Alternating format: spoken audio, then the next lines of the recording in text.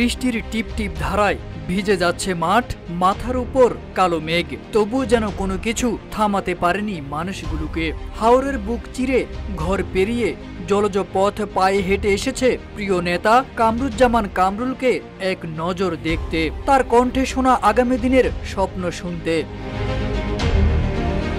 ৯ জুলাই বুধবার উপজেলা বিএনপির উদ্যোগে আয়োজিত বিশাল জনসভায় সৃষ্টি হয় এক ব্যতিক্রমী দৃশ্যপট।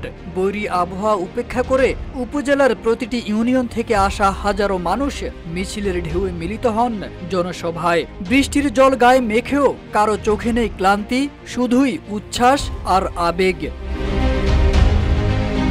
জনসভায় প্রধান অতিথির আসনে ছিলেন তাহিরপুর উপজেলা পরিষদের সাবেক চেয়ারম্যান, সুনামগঞ্জ জেলা বিএনপির আহ্বায়ক কমিটির সদস্য এবং সুনামগঞ্জ ১ আসনের মনোনয়ন প্রত্যাশী কামরুজ্জামান কামরুল।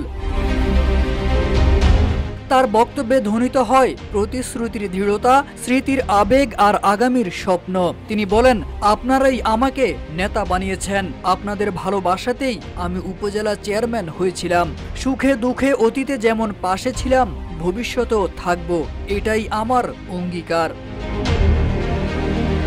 বক্তব্যে দেশনায়ক তারেক রহমান ঘোষিত রাষ্ট্র মেরামতের ৩১ দফা রূপরেখা বাস্তবায়নের জন্য ঐক্যবদ্ধভাবে কাজ করার আহ্বান জানান কামরুজ্জামান। একই সঙ্গে ফ্যাসিস্ট আওয়ামী শাসনে যারা নির্যাতনের শিকার হয়েছেন তাদের দলের পক্ষ থেকে যথাযথ মূল্যায়নের আশ্বাসও দেন।